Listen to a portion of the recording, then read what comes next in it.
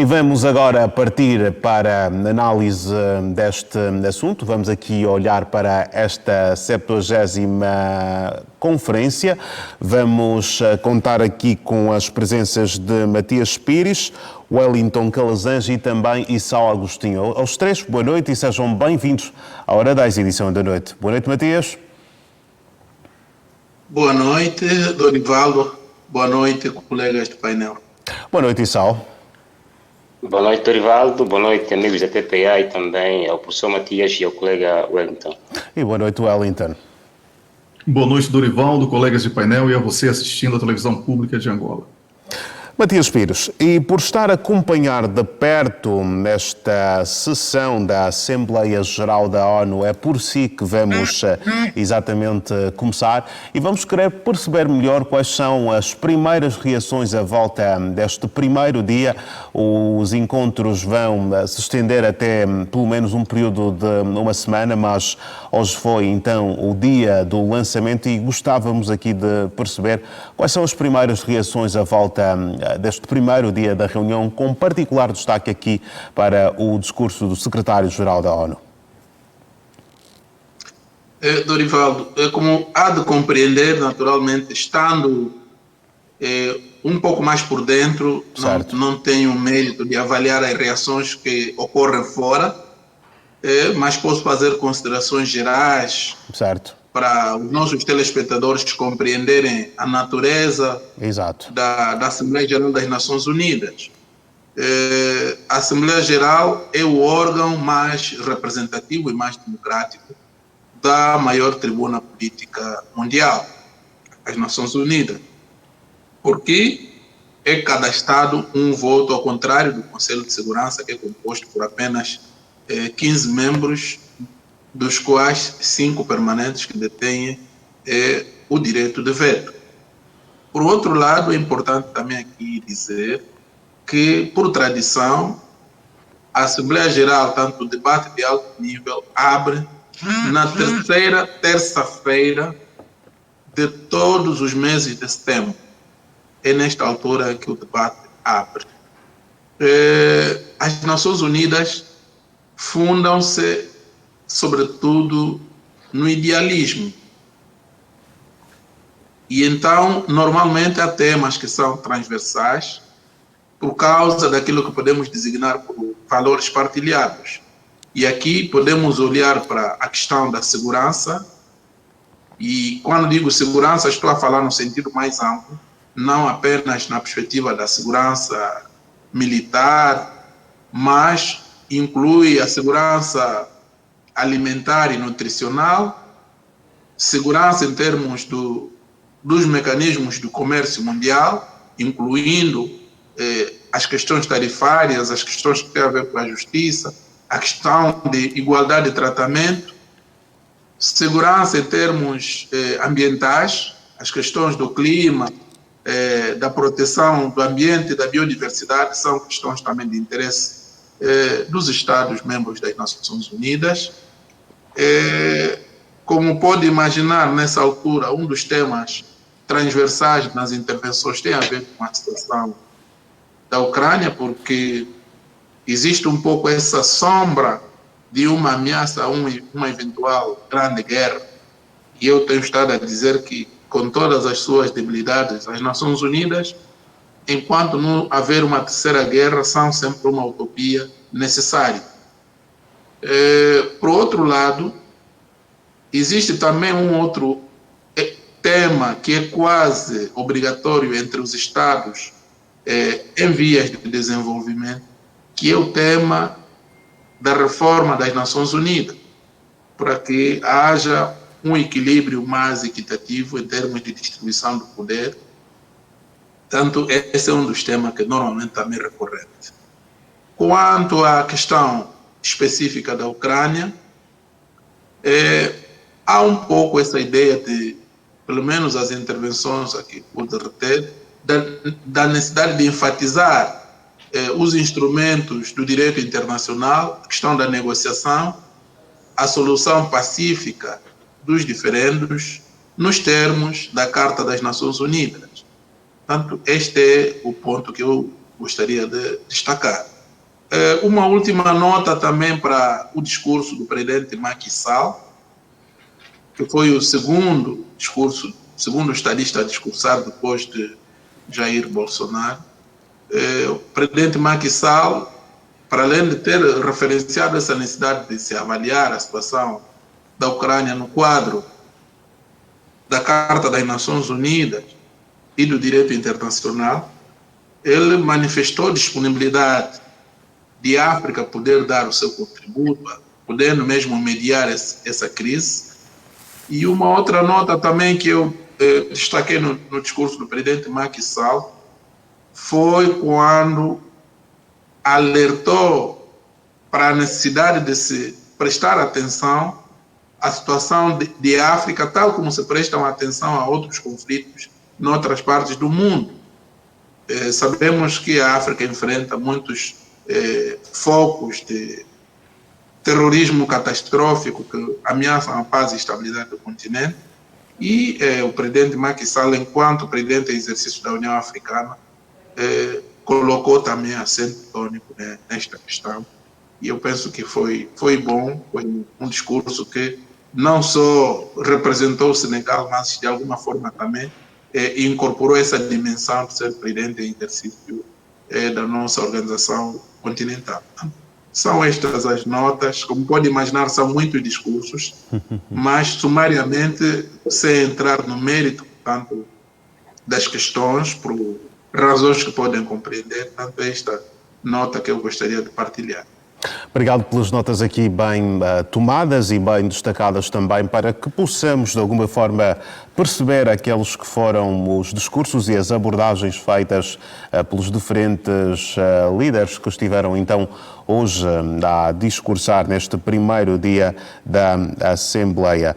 Nós vamos olhar aqui também para um ponto de destaque do discurso do secretário-geral da ONU, e é com Issao Agostinho que nós vamos agora seguir as abordagens.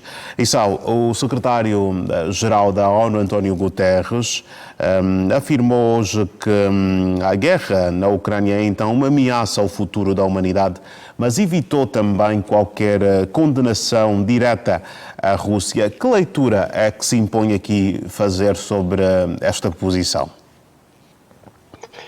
Bem, Dorivaldo, de facto, o conflito na Ucrânia é um dos handicaps que o secretário das Nações Unidas tem neste momento, uma vez que, e como também se verificou durante a visita que fez a Kiev, foi, digamos assim, criticado da parte das autoridades russas por ter visitado, na altura, a região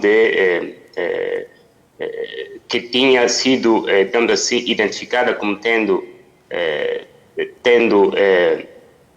corpos de vítimas mortais que configurariam nos crimes de guerra ou crimes contra a humanidade, né? Sem mesmo que isso acontecesse, sem mesmo que tivesse havido uma certa constatação de uma comissão de inquérito independente. E esta não condenação hoje, ou condenação direta à guerra na Ucrânia da parte da Rússia, pode ser resposta à crítica que ele sofreu no passado quando fez esta visita. E em relação aos riscos que imperam sobre o conflito mundial, ou seja, o alargamento da guerra na Ucrânia como o lançador ou catapultador do conflito mundial, também é certo, porque visto que a Ucrânia, nessa altura, está a ter sucesso no campo de batalha, é provável que a Rússia possa recorrer às chamadas armas nucleares táticas, que são menos devastadoras, mas mudam o cenário no campo de batalha. E ontem mesmo o presidente Biden disse numa entrevista que apelou à Rússia para não usar ou fazer o recurso a armas do gênero, porque implicaria uma resposta imediata da parte dos Estados Unidos. Portanto, há está em aberto essa possibilidade do alargamento do conflito ucraniano para além do que está acontecendo agora. E toda a contenção, todo esforço é necessário para evitar que isto aconteça. E se espera que esta Assembleia possa ser uma oportunidade importante que possa ser usada para encontrar-se canais diplomáticos com vista a evitar que o conflito na Ucrânia possa chegar a contornos do género. Wellington, por tradição, desde 1955, o Brasil é o primeiro país a discursar na abertura da Assembleia da ONU, mas este ano, ou seja, este ano não foi diferente. O presidente Jair Bolsonaro discursou nesta terça-feira na abertura da Assembleia Geral da ONU e, olhando para aquilo que foi o discurso de Bolsonaro, eu gostaria mesmo de saber de si, Wellington, quais acha ou quais são, na sua opinião, os pontos aqui a destacar ou a relevar no discurso proferido hoje por Jair Bolsonaro? Dorivaldo e colegas aqui do painel, eu considero que o discurso do Bolsonaro ele tenha sido extremamente coerente com a proposta dessa Assembleia, a 77ª das Nações Unidas. Porque os pontos que foram, inclusive, muito bem destacados aqui no resumo, síntese, né, feito aqui no canal de notícias, antes da nossa intervenção, foi exatamente aquilo que eu julguei extremamente forte para um discurso de abertura, porque ele falou sobre o diálogo, né? Ele falou sobre o diálogo entre a Rússia e as outras partes como condição única para a resolução do problema, e esse tem sido um ponto de vista defendido por mim, pelo professor Matias e por outros colegas que comentam notícias internacionais aqui no canal TPA Notícias, e certamente por outras pessoas de outros órgãos de imprensa que compreendem que sem o diálogo com a Rússia, dificilmente serão encontradas as soluções para esse impasse, que é a grande razão das tensões vividas no planeta no momento. Eu concordo também com o presidente do Senegal, Macky Sall, quando ele fala sobre a importância que é dada a outros conflitos em comparação com o continente africano. E, de certa forma, o Jair Bolsonaro, no discurso dele, contempla essa preocupação quando ele fala sobre o alargamento, a necessidade do alargamento e de uma reforma das Nações Unidas. Por quê? Porque hoje, até mesmo a localização, o endereço, a localização geográfica das Nações Unidas é prejudicial ao que podemos chamar de direitos iguais entre as nações.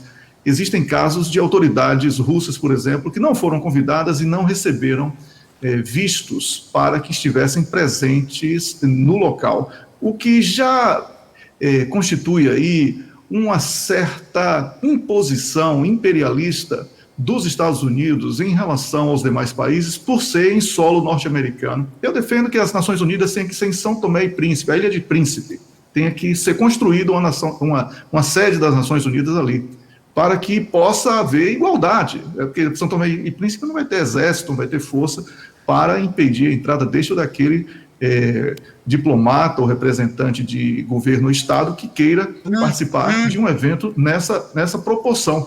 Então, eu julgo que essa reforma mencionada pelo Jair Bolsonaro tenha sido feliz também.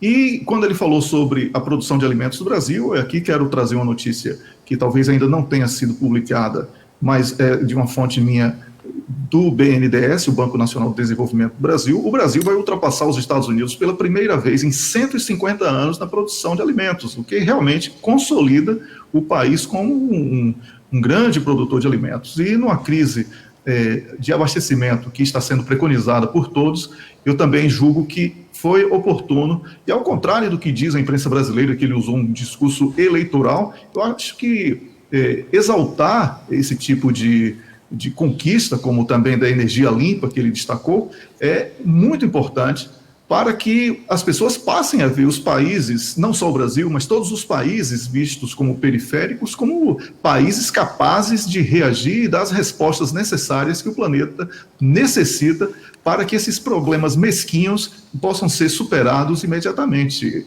meu caro Dorivaldo.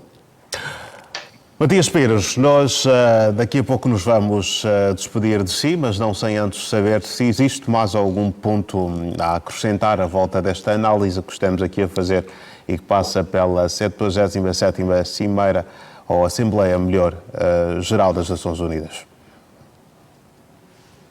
Bom, não há nada a adicionar. A única coisa que eu posso dizer é que o debate prossegue. O debate de alto nível prossegue até sensivelmente 26 do mês em curso. Certo. E depois daí, a Assembleia Geral vai continuar com os debates de especialidade nas comissões. Portanto, de uma maneira geral, é isso que eu devo dizer. Portanto, vamos acompanhar as demais intervenções dos vários estadistas mundiais. Hoje, por exemplo, com intervenções também de Erdogan, o presidente da Turquia, e também o presidente Macron da França, enfim, são várias intervenções, mas vamos continuar a seguir, que é para, naturalmente, irmos tirando ilações sobre as tendências do mundo global que vivemos hoje e os aportes que cada Estado traz, sendo que há um outro tópico que ainda não está completamente esquecido, que já não tem honra de capa, se quisermos usar a linguagem de vocês jornalistas, mas que está sempre presente por causa da resiliência que é necessária. Estou aqui a falar, portanto, da fase pós-Covid, na medida em que ainda há alguns focos, apesar de controlados pelo mundo. Portanto, a Covid não é ainda um tema totalmente esquecido. Portanto, vamos continuar a acompanhar os debates e depois, sempre que se justificar, podemos sempre partilhar momentos com os nossos telespectadores. Matias Pires, nós vamos seguramente querer contar consigo para que atualize aqui os telespectadores da TPA Notícias e a nós também com o essencial da informação que chega a partir de Nova Iorque desta Assembleia. Boa noite e até uma próxima oportunidade. Boa noite. Nós vamos continuar com o Wellington e também o Issao Agostinho, mas falando aqui sobre outros assuntos. Um deles é o que destacamos a seguir. Os territórios separatistas russos, ou pró-russos melhor, da região de Donbass, na Ucrânia, vão realizar de 23 a 27 de setembro referendos para decidirem sobre a sua anexação pela Rússia, anunciaram hoje as autoridades locais.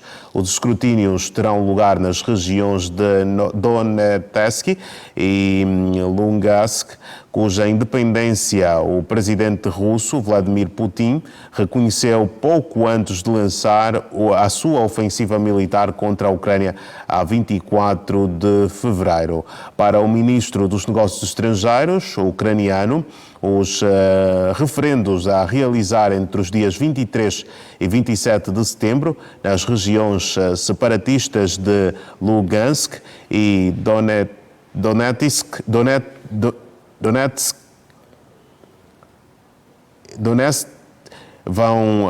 não mudarão nada, uma vez que a Rússia continua a ser um agressor que ocupa igualmente parte do território ucraniano.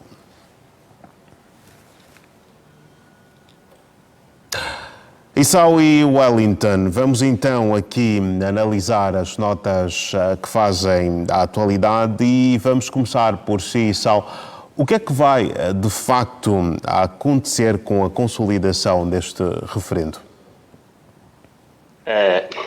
Este referendo vem na sequência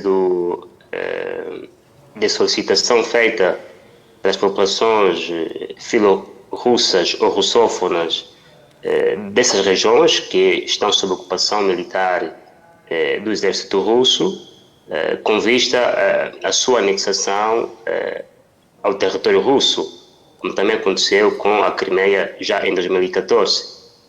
Uma particularidade vai feita em relação à região de Donetsk e Luhansk, que já em fevereiro deste ano, ou janeiro deste ano, antes mesmo da operação militar ter sido lançada, se terem autoproclamado como repúblicas populares e, de consequência, já terem sido reconhecidas como Estados soberanos da parte da Rússia e também, por exemplo, da Coreia do Norte, né, e da Síria.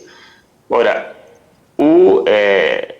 a consequência militar que isto poderá ter, isto é, se o referendo for feito e essas regiões forem efetivamente anexadas ou serem parte da Rússia, é que, em caso de ataque militar da parte do exército ucraniano, a Rússia poderá considerar como ataque ao seu próprio território e, de consequência, reagir de forma a defender o território destes mesmas e defender esses territórios com uma potência militar, se calhar que aqui ainda não utilizou.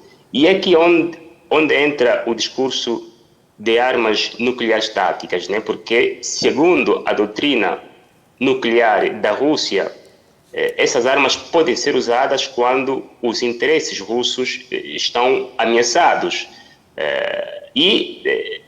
O que se espera é que a Rússia possa ser cautelosa em não adotar, em não implementar essa doutrina com vista a não causar uma guerra nuclear, uma primeira guerra nuclear ao nível da história da humanidade, né? Portanto, o risco imediato é esse, que se essas regiões forem efetivamente anexadas como território da Rússia, em caso de ataque da parte da Ucrânia, o que efetivamente fará, porque as autoridades ucranianas já disseram que vão continuar a sua contraofensiva, incluindo nessas regiões. Portanto, se isto continuar, vai efetivamente fazer com que a Rússia, tendo essa dificuldade em fazer recuar a contraofensiva ucraniana, possa recorrer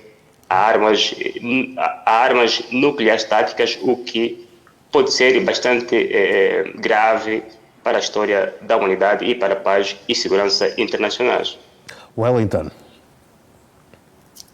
Olha, a Crimeia foi anexada há 8 anos. E agora, eu quero aqui ser solidário a você, viu, Dorivaldo, porque realmente, para nós falamos português, peguei esses nomes aí, Donetsk, Lugansk, é muito complicado. Trava, exercício de trava-línguas, mas... E é um exercício com o qual venho lutando já há algum tempo, desde que começou esta situação. O público compreende perfeitamente. Certo. Será superado, será superado. Olha, existe um grande paradoxo entre o que a imprensa ocidental publica sobre essa tensão na Ucrânia e aquilo que nós estamos acompanhando. A realização desse referendo entre os dias 23 e 27, como eles foram anunciados, né, consolida aí uma grande conquista territorial da Rússia, formando um cinturão ainda protetor, ainda mais abrangente em relação ao território russo. E com isso, a população, como o colega Issal colocou muito bem, que predominantemente fala russo, ali naquela região, certamente irá aprovar essa anexação desses territórios à Federação Russa. E isso, Dorivaldo, é um avanço significativo nesses 7 meses que em breve serão anunciados, né, 7 meses já completados de uma tensão em solo ucraniano. Por quê? Porque na medida em que tudo isso começou, segundo o que os russos justificaram para essa ação militar, foi em função da ameaça ucraniana nos exercícios militares, juntamente à NATO, próximo às suas fronteiras, na medida em que a Rússia vai afastando, reduzindo o território ucraniano e anexando partes que eram ucranianas à Rússia, há aí uma conquista territorial expressiva que ninguém pode, sob hipótese alguma, desprezar como uma conquista militar relevante. Então, eu vejo tudo isso como como se diz, um desenho para, em breve, a Rússia poder traçar novas metas para essa tensão que está acontecendo sob o nome de Operação Especial. E eu vejo também que essa preocupação do ISAL, e também colocado, há pouco nós falamos sobre a Assembleia das Nações Unidas, todos os representantes das Nações Unidas que fizeram discursos, eles destacaram os riscos de uma hecatombe nuclear. Isso não pode ser desprezado, essa tensão é real, e por isso é importante que esse acompanhamento sobre os referendos e também sobre as reações ocidentais em relação a isso sejam criteriosamente acompanhadas com muito rigor mesmo, porque daí podem surgir tensões que até aqui não tivemos. Isao, fala-se também numa possível solicitação de Erdogan a Putin para devolução dos territórios ocupados. Acredita nesta possibilidade? Bem, Erdogan faz Erdogan, não é? Ele é um animal político ambivalente. Se fosse, digamos assim, animal humano, era anfíbio, que pode estar tanto na água quanto na terra. Ele faz esse jogo porque quer estar dentro das posições ocidentais, que são os seus principais aliados. Aliás, a própria Turquia também é Estado-membro da própria OTAN e, nesta altura, tem um diferendo que o opõe com a Grécia. Portanto, faz isso com vista a ver os seus interesses salvaguardados. E mais ainda, porque existe um tratado do século XIX feito entre o Império Otomano e o Império Russo, que diz que se a Rússia não ocupar a Crimeia volta para o Império Otomano. E quem é o Estado herdeiro do Império Otomano hoje é exatamente a Turquia. Portanto, há interesses da Turquia em apelar que a Rússia devolva esses territórios, mesmo sabendo que a Rússia efetivamente não o fará, porque, como diz a filosofia geopolítica de Alexandre Dugin, que viu a sua filha assassinada, como se diz, em Moscou, digamos assim, assassinada há meses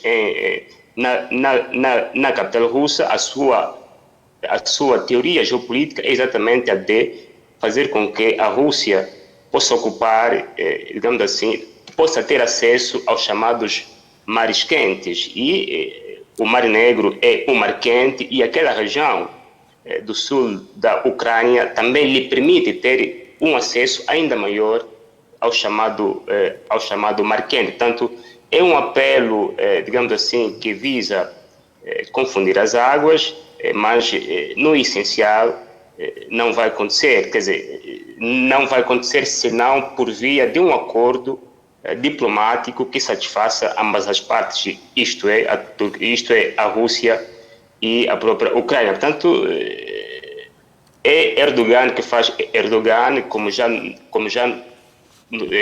habituou toda a comunidade internacional. E depois também ele disse, por exemplo, numa entrevista que fez a uma cadeia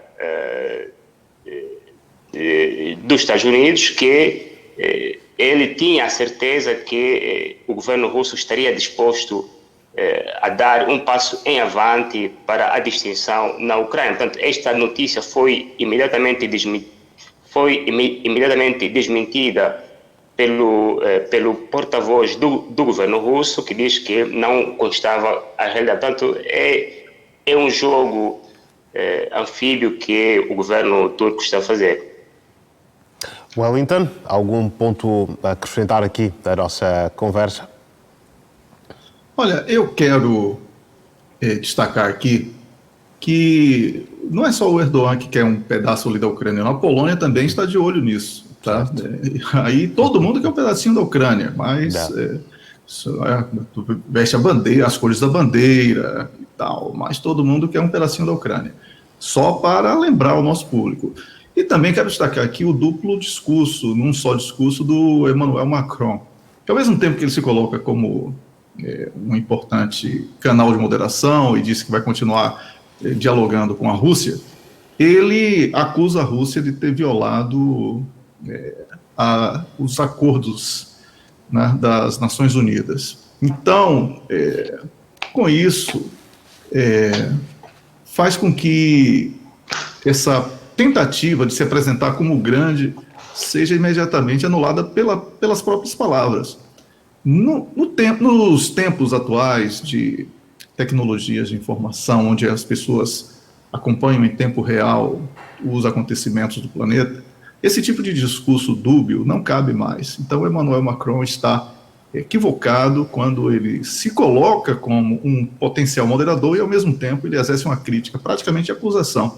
Então, é preciso que esse tipo de discurso seja visto também com a necessária crítica pela imprensa, porque em nada contribui para aquele diálogo que foi proposto pelo Bolsonaro no discurso dele, que é muito mais inteligente do que esse do Macron, e não é porque sou brasileiro, moro fora do Brasil, e se o Bolsonaro tivesse feito um discurso equivocado, faria a crítica com a mesma independência que recebo aqui do canal para expor o meu pensamento. Então, essa liberdade que a TPA me dá para exercer a minha crítica, ela, nesse momento, está voltada para esse aspecto dúbio, e o público terá acesso, certamente, na internet ou através até mesmo desse canal, ao que foi falado por ele, e irá constatar, talvez, o mesmo que eu. E é isso, Dorivaldo, que está em jogo. Não há mais espaço para um discurso dúbio nesse momento de tensão. O risco que o colega Sal colocou, e que também foi anunciado pelo próprio secretário-geral das Nações Unidas, o Guterres, ele é real, e as armas nucleares estão aí. E é preciso evitar que elas sejam usadas. Wellington e Sal, muito obrigado mais uma vez pela vossa presença aqui no Hora 10, edição da noite, e dizer que queremos contar com os dois em próximas oportunidades. Prazer sempre meu, obrigado a você, um abraço ao Issal e a você assistindo o canal TPA Notícias. Boa noite, Wellington, boa noite, Dorivaldo, e até a próxima. Boa noite, até a próxima, e conto com vocês também para os exercícios de trava-línguas. Será um prazer, um grande abraço. Grande abraço.